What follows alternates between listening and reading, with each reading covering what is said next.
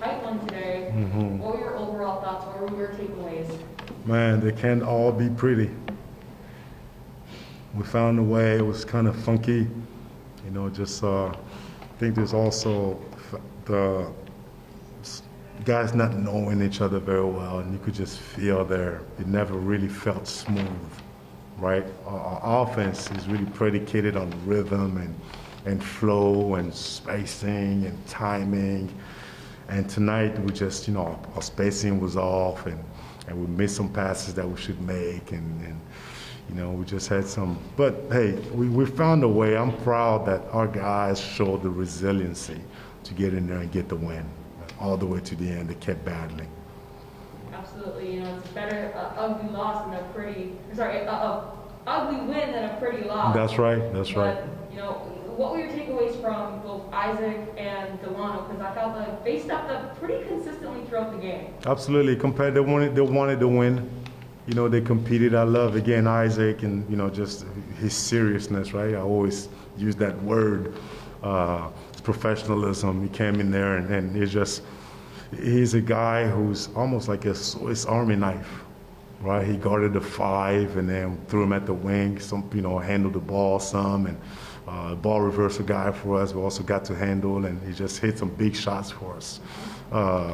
And then Delano, I thought Delano had some really good moments there where he got into the paint for us when our offense kind of was stagnant. He bailed us out a whole bunch of times, by his length and his talent. Just boom, right? He jumps out, especially when the game is on the line and we kind of need something to happen and we're not rolling the way we should. And boom, there goes Delano with just sheer will, gets into the paint for us and finishes and gets it and one. All of a sudden, I think that's what makes him special. Do you have an update on Breen? I know he took that very hard hit. Man, he's fine, man. Breen is fine. It's just, I won't say anything. Do they fine? Man, I won't say anything. Yeah, he's fine.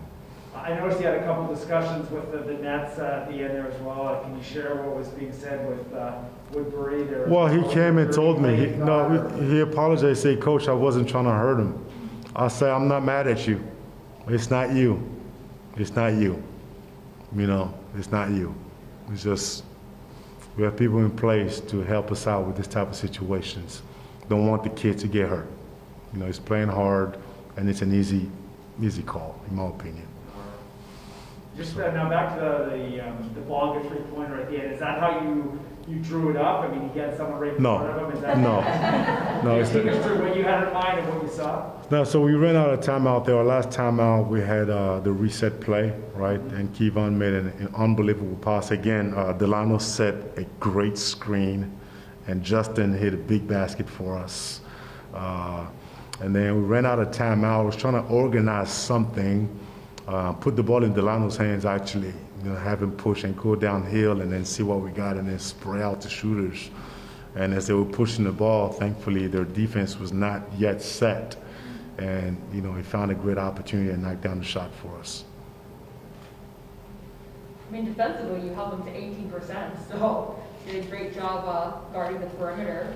We had, and that's the part, right, where I think, we gave them way too many opportunities at the rim. I thought our ball control was not always what it needed to be. But then in key moments, we found a way to really just sit down and guard. I think that's what you're alluding to with these moments where we looked really, really good. We were in a tight shell. We contained the ball. We were showing presence. And when people drove, we were there, we met them at the rim, and we defended without fouling. But then there were moments where we kind of just jog in and, give silly fouls and allowing people to get into the paint. But these are things that we got to, again, learn and grow and get those less of those bad possessions and more good possessions and build up that, because we certainly showed that we are capable of being a really, really special defensive team. Yeah. I have just two more questions. I don't know if you have any. Yeah, okay, I want to go ahead. Yeah, go ahead. No, I'm okay for that. Two more questions for me, at least. Yes. First thing is, down the stretch, how do you trust and empower your players to make the right decisions? Well, that's what we have the practices for, right? That's what we read the practices for. But also as a coach, I kind of just have to feel the game, knowing who's in the game, who's doing well, who's a good piece to put in there. I always ask myself, especially towards the game, do I have the right people in the game? Do I have the right pieces in the game?